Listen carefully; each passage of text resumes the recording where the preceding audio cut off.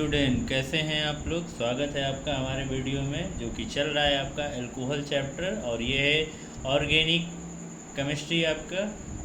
और आपका एल्कोहल जो चल रहा है क्लास 12 का, जो आपका सेकंड चैप्टर है एल्कोहल। इसमें आपने अभी तक ढेर सारे रिएक्शन देखे हैं जो कि प्रिपरेशन मेथड हैं एल्कोहल्स के। और अब हम देखेंगे by reduction from carbonyl compound से। अब कार्बोनिल कंपाउंड क्या होते हैं, जैसे कि कीटोन हो गया, एल्डिहाइड हो गया, ये है आपके कार्बोनिल कंपाउंड। इनसे बनाएंगे हम एल्कोहल, और इनसे काफ़ी आसानी से रिडक्शन के द्वारा काफ़ी आसानी से एल्कोहल बनाए जा सकते हैं। जैसे फर्स्ट है, अगर कार्बोनिल कंपाउंड की बात करें तो इनका क्या रिडक्शन यूज किया जाता है। और सबसे पहले आपको दिखाएंगे कि जैसे क्या है, एक हमारे पास अगर कीटोन, ये क्या है, सी डबल बॉन्ड हो हमारा कीटोन होता, और इससे दो कोई एल्किल ग्रुप यानी आर जुड़े हुए हैं। यहाँ पर आर रख सकते हैं आप, ठीक है। और इसके बाद आपको क्या करना है, इसका रिडक्शन कराना यानी अपचयन, रिडक्शन अपचयन कराना है।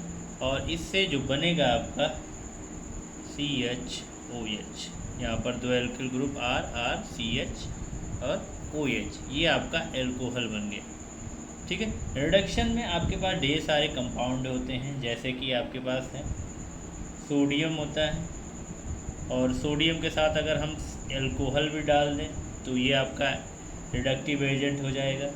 मेन है आपका LiAlH4, लिथियम एल्युमिनियम हाइड्राइड।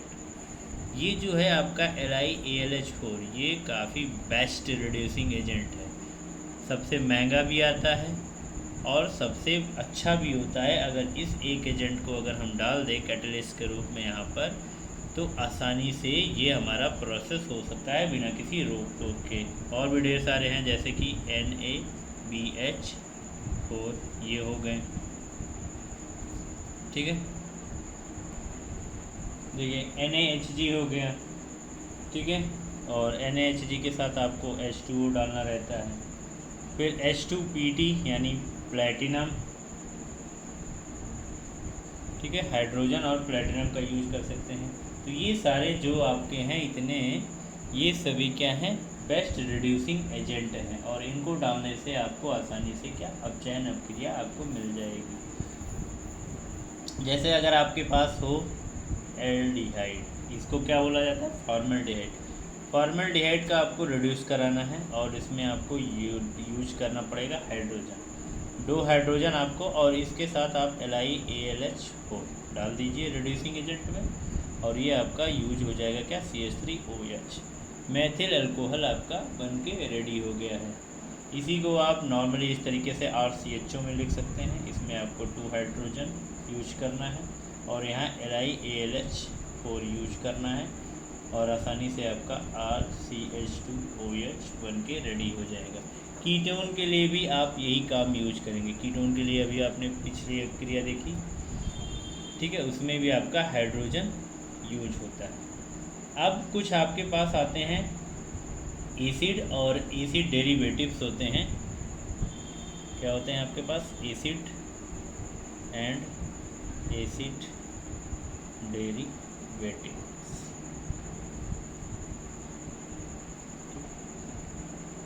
ठीक है। अम्ल और अम्ल के व्युत्पन्न यानी कि कार्बोक्सिलिक एसिड, इसमें क्या रहेगा आपका, कार्बोक्सिलिक एसिड COOH, ठीक है।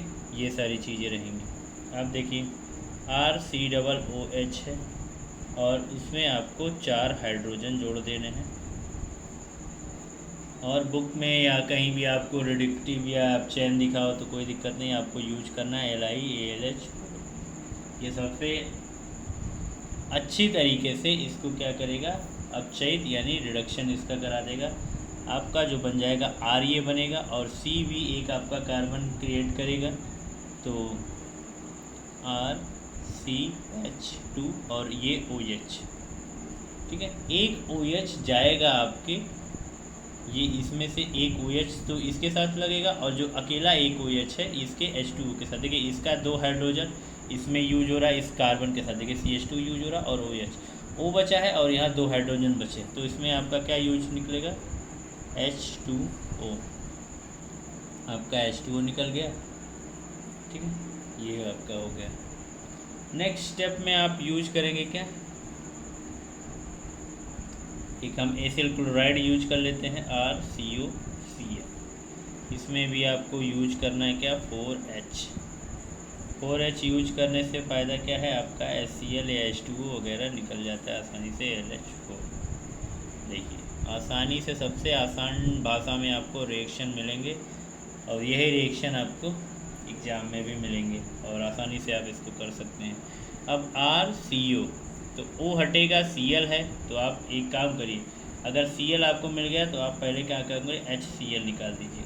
अब आपके पास कुछ चीज़ें बची, ठीक है, 3 CH बचे हैं, आपका एक H गया है, 3 बचे हैं, एक O के साथ लगेगा और एक CH2 के साथ लगेगा, तो आपका बन जाएगा RCH2OH। ये देखिए इस तरीके से बन गया। एस्टर के साथ भी आप बना सकते हो, बहुत सारे रिएक्शन हैं। C++O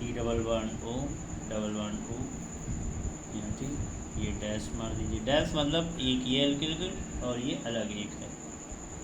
4 हाइड्रोजन यूज करना, 4 क्यों, क्योंकि आपने देखा यहाँ भी 3 और एक 4 हाइड्रोजन यूज हो रहा था। सेम रेजन डालना है, कुछ आपको यूज नहीं करना है, same to same LiLH4 RCH2OH और आपका बन जाएगा दूसरा। एस्टर से फ़ायदा ये है कि आपके दो एल्कोहल बन जाते हैं, और 2 एल्कोहल बन गया तो मतलब एक आपका कोई प्रोपेनॉल के मेथेनॉल, ये सारी चीज़ें आपके बन सकते हैं।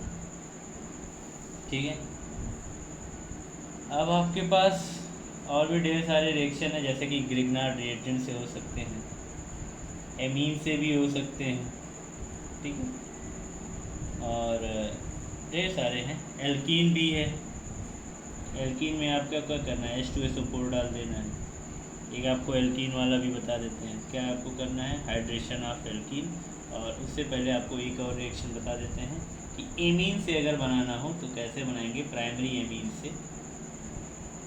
देखिए उसके लिए आपको क्या करना पड़ेगा, फ्रॉम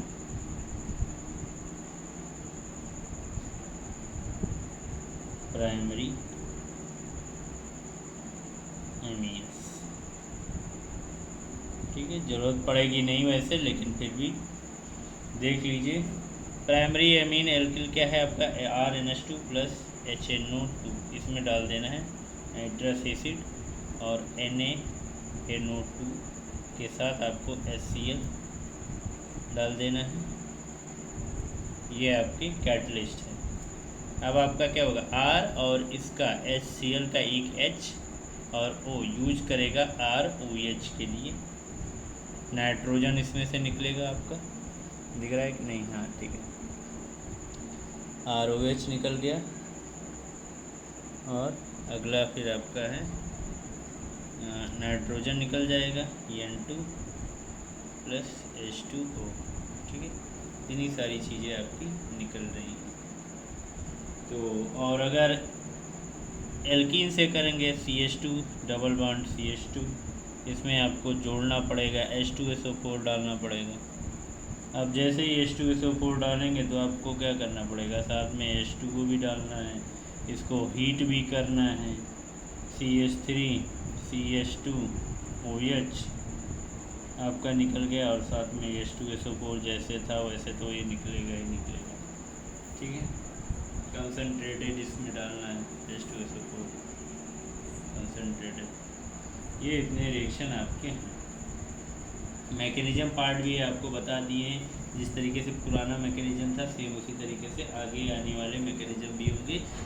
H2O क्या बन जाता है आपका, H3O+ बन जाता है और हर जगह इस पे अटैक करके ये जोड़ लेता है।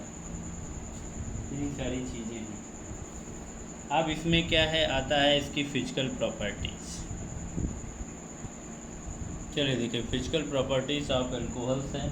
तो इसमें फिजिकल प्रॉपर्टीज़ में आपके जो रहेंगे, इसके melting point, boiling point, solubilities, toxic nature, conductivity और ढेर सारी चीज़ें रहती हैं। तो इसमें आपने देखिए, जैसे क्या है आपके पास CH3OH, ठीक है, तो जो आपका ये क्या है, मेथेनॉल। मेथेनॉल के लिए अगर इसका चेक किया जाए तो इसका जो बॉइलिंग पॉइंट होता है वो अप्रॉक्सीमेट 338 के आसपास होता है। किसी में एक दो कम या ज़्यादा भी मिल सकता है आपको। इथेनॉल है C2H5OH, इसको ऐसे भी आप लिख सकते हैं CH3CH2OH, दोनों तरीके से लिखा जाता है, कोई भी कन्फ्यूजन ना हो इसलिए हम लिख दे रहे हैं। 351 केल्विन, ठीक है। प्रोपेन वन है, ठीक है। प्रोपेनॉल है तो 370 के आसपास हो जाएगा। C3H7OH 370 kelvin. इसी तरीके से ब्यूटेन है, तो ये क्या होता है, एक तरीके से देखिए आपका ऑर्डर जो है वो हमेशा बढ़ता जा रहा है। जैसे जैसे आपके नंबर ऑफ कार्बन एल्कोहल में बढ़ते जाएंगे वैसे ही इनका बॉइलिंग पॉइंट भी क्या होता जाएगा, बढ़ता जाएगा। इस तरीके से प्रोपेन या मीथेन में कार्बन नंबर के साथ बढ़ते जाते, सेम वही यहाँ भी है, ठीक है। सॉल्युबिलिटी है तो आप जानते हैं एल्कोहल में जो एथिल अल्कोहल है वो आसानी से आपका वाटर में, ये क्या होता है, जो ये है आपका वाटर में अच्छे से सॉल्युबल है, soluble in water, soluble in water. ये क्या है, मेथेनॉल जो है आपका ये लेस सॉल्युबल है इन वाटर। ये क्या है आपका ऑर्गेनिक एसिड में, ऑर्गेनिक जितने भी मैटर होंगे उसमें आसानी से ये मिलेगा। एथेनॉल जो है ये पानी में आसानी से मिल जाता है, बाकी जितने भी आपके ऑर्गेनिक मैटर होते हैं उसमें लेस सॉल्युबल, सॉल्युबल तो है लेकिन लेस सॉल्युबल है, सम ऑर्गेनिक मैटर्स में मिलेगा। प्रोपेनॉल भी यही काम करता है कि आपका लेस वाटर सॉल्युबल होता है या नहीं होता है। टॉक्सिक नेचर की अगर बात करें तो आपका मेथेनॉल टॉक्सिक होता है। ये क्या होता है, टॉक्सिक मतलब ये डायरेक्ट आप पी नहीं सकते हैं।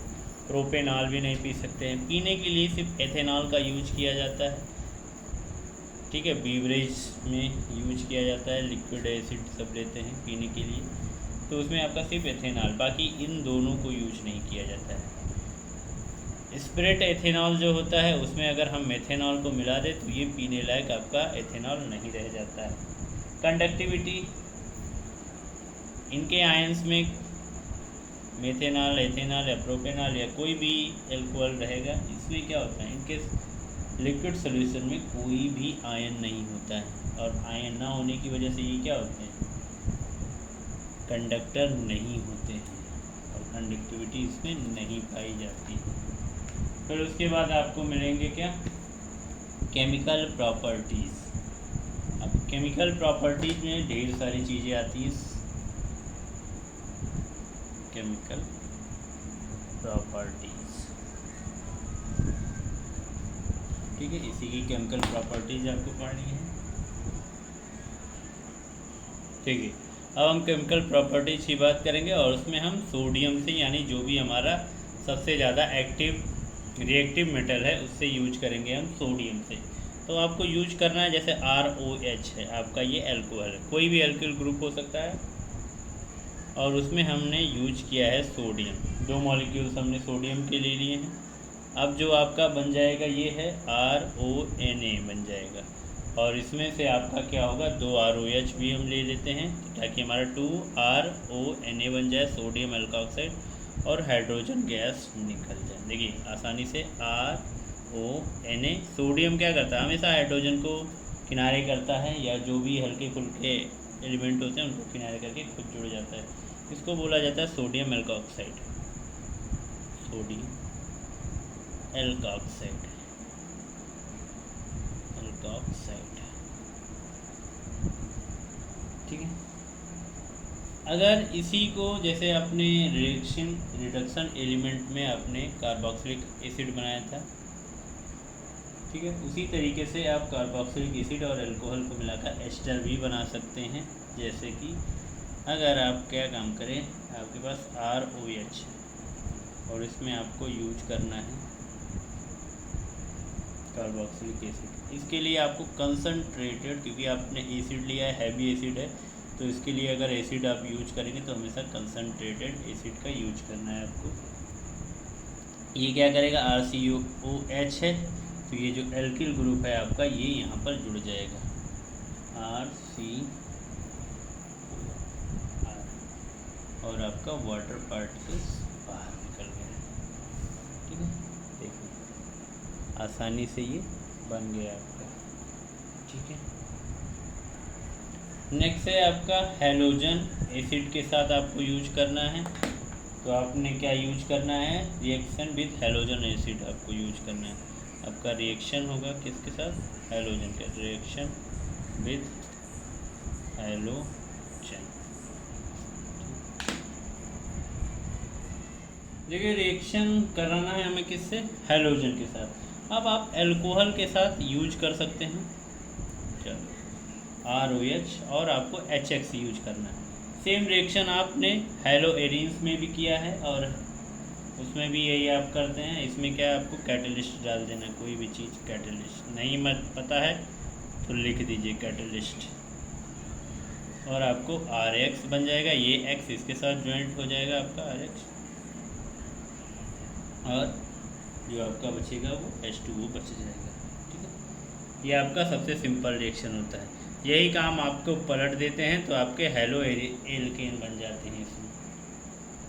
ठीक है, जैसे एक रिएक्शन और देख लीजिए, अगर आपको नहीं समझ में आ रहा है तो RCH2OH के साथ आप यूज कर सकते हैं, और इसमें आप HX की जगह HCl डाल सकते हैं। अब HCl के लिए आप ZnCl2, यहाँ कैटलिस्ट में जैसा आपके पास HCl HBr रहता है वैसे डाला जाता है, तो आपका बनेगा RCH2Cl प्लस H2O बन जाएगा। ठीक है, जो इनकी क्रियाशीलता का क्रम मतलब रिएक्टिविटी ऑर्डर, रिएक्टिविटी ऑर्डर है, एक्टिविटी ऑर्डर ऑफ हैलोजन्स, तो उसमें सबसे ज़्यादा iodide, then HBr, then HCl। HF का यूज नहीं करते हैं। HF क्या है जान रहे हैं, ये कांच को गला देता है। जो आपका कांच होता है यानी ग्लास होता है उसको क्या करता था, ग्लास को मेल्ट कर देता है। आपने जैक एंड डेनियल नाम की एक मूवी थी, उसमें हीरो क्या करता है, एक कोई उसकी मेज रहती है कांच की, उसमें कोई चीज़ रखा रहता है ग्लास, और बोलता है ग्लास बिना हटाए उसको आप निकाल लो। तो क्या करता है, उसमें HF डाल देता है, उसमें ग्लास के चारों तरफ कांच के किनारे किनारे, ग्लास के किनारे किनारे, और जैसे डालता है वो कट के गल के नीचे गिर जाता है, और बिना उठाए, बिना तोड़े, बिना छुए क्या करता है, वो मटेरियल वहाँ से निकाल देता है। तो इसीलिए HF का यूज नहीं किया जाता है। ये आपके हो गए केमिकल प्रॉपर्टीज़ 1, 2, 3। ये और भी ढेर सारे रिएक्शन हैं, आप डिहाइड्रेशन कर सकते हैं, उससे आपका डाई एथिल ईथर बन जाएगा। ठीक है, अब डिहाइड्रेशन करने के लिए आप यूज कर सकते हैं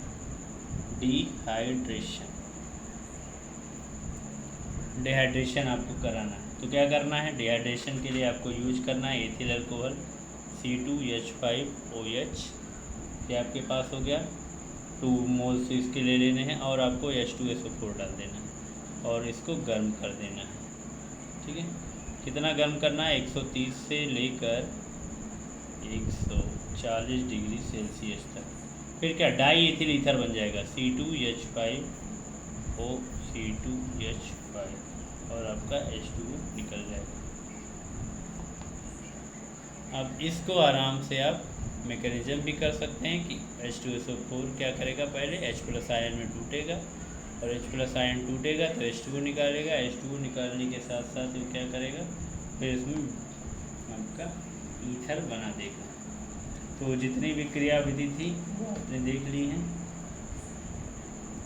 अब इसके आपके सभी गुण हो चुके हैं, केमिकल प्रॉपर्टीज़, फिजिकल प्रॉपर्टीज़, और यहाँ पर आपका अल्कोहल जो है वो चैप्टर आपका लेक्चर अल्कोहल के लिए ख़त्म हो जाता है। अल्कोहल के बाद आप प्रिपरेशन फ़िनॉल का पढ़ेंगे, तो फ़िनॉल का चैप्टर अब जो होगा फ़िनॉल के लिए आपको कल वाले आपको लेक्चर में मिलेगा फ़िनॉल। ठीक है, तब तक के लिए बहुत बहुत धन्यवाद। और जो भी चीज़ें ना समझ में आए वो आप कमेंट बॉक्स में लिख सकते हैं। और वीडियो कैसा लगा ये ज़रूर बताइए। चैनल को सब्सक्राइब करें और लाइक करें और शेयर भी करते रहिए जिसको भी ज़रूरत है, कम से कम आसानी से आप पढ़ सकें। सभी को चैनल अपना ये वीडियो भेजते रहिए। Thank you.